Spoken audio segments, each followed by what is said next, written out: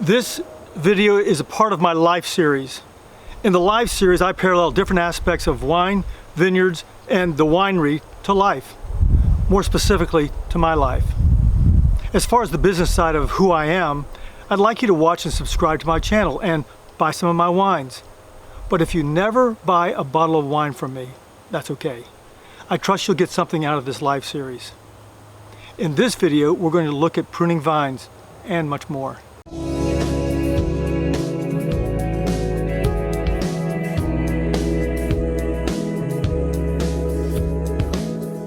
Frankly, I'm somewhat apprehensive about dealing with this because it opens a window into my life which most of us keep closed, private.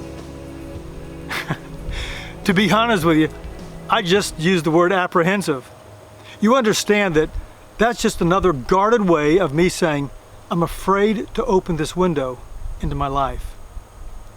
As we all know, there are really only four basic feelings that make up the human experience: happy, sad, angry, and afraid.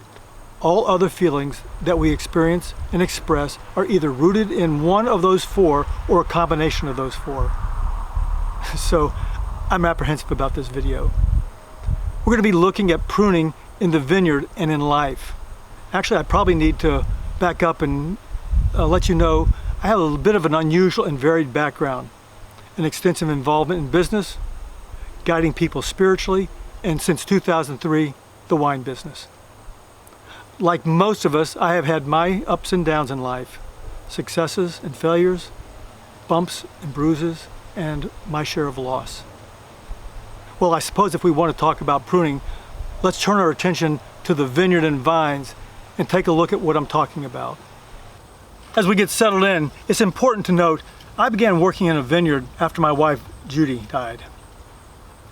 After about a year, I was able to step away from business for a period of time and decompress. There are a handful of rows and a handful of vines in this little vineyard. Many of these vines have not been cared for or maintained well for a while. That's why you and I are here, to shape things up. You know, in my mind, I still think it's beautiful, but there's a lot that needs to be done, both for it and to it, to make it productive and help it maximize its potential. You know, right after Judy died, a friend who owned a different vineyard was gracious enough to allow me to work in his vineyard during a very tough time in my life. The physically taxing labor was incredibly therapeutic. Having cared for Judy the last years, months, and minutes of her life was extremely draining. I didn't realize it while I was in the middle of it. It almost sapped the life out of me.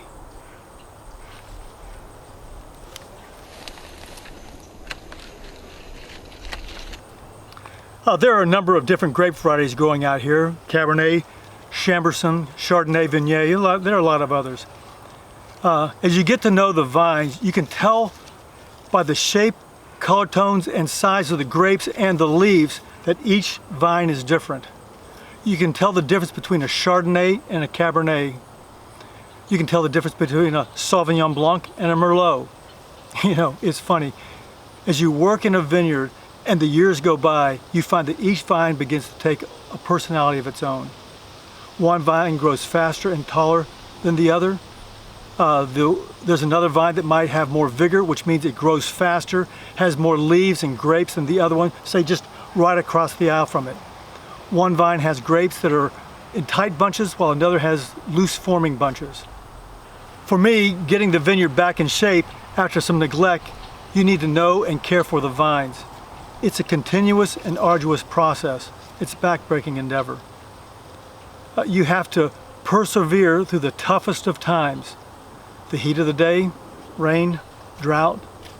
You know, simultaneously, it's fulfilling. There's something even romantic about it.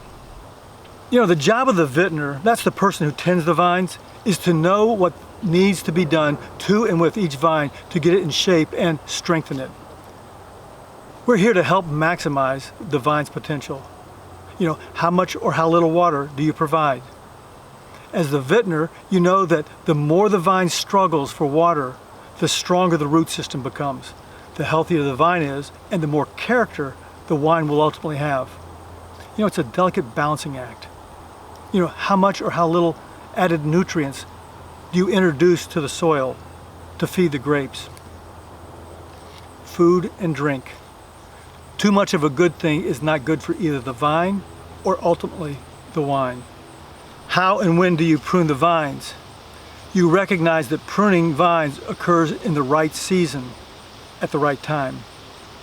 Pruning allows more nutrients to get to the grape, which gives you more intense flavors and ultimately a richer wine. This is a cordon or a branch. Pruning the vine in a vineyard is merely cutting some of the cordons and bunches of grapes off the vines. It allows the grapes that are left after pruning to get the right amount of energy and nutrition for the vine. You want your leaf to grape ratio to be just right. You don't want to cut too much off because you want enough nutrients to get to the grapes. However, cutting off too little causes the energy and nutrition to be redirected from the grapes to maintain the vine and all the leaves. The most common mistake is cutting too little off, allowing the vine to have too much vigor and end up with what we call flabby wine. Now, when you prune a vine, the sap that flows through the vine from the roots to the leaves to nourish and feed the grapes continues to flow until a coating covers the cut, so that the area that's been cut can actually heal. The process of the sap coming out or flowing out of the vine is called weeping. The vines weep. I'm not sure whether you can see this, the sap that's flowing out of this vine. That's the vine weeping. You know, as you know, grapes don't have feelings like people, but people are like grapevines. When we're pruned, we have a tendency to weep. It's a natural process. I remember the day I fell in love with the vineyards, not just because of the beauty of nature or potential beauty of a well-kept vineyard, but the atmosphere and how full of life it is out here. It was that day, after a full day of toil and arduous pruning, as I look back, Judy was gone. And I realized that she had been pruned from my life. I saw in the vineyard the work of my day. The vines all pruned. I remember in harmony, we all wept together. That's the day I recognized that I had come through my own pruning. I was stronger and in the process of embracing a richer, fuller life. The grief, which is rooted in almost unbearable feelings of sorrow, was for the first time being blended with a confidence and a hope and serenity. As strange as it seemed to me at the moment, the sorrow was making way for joy and happiness. We all go through seasons in life. I'm not sure where you are. Maybe you've been pruned.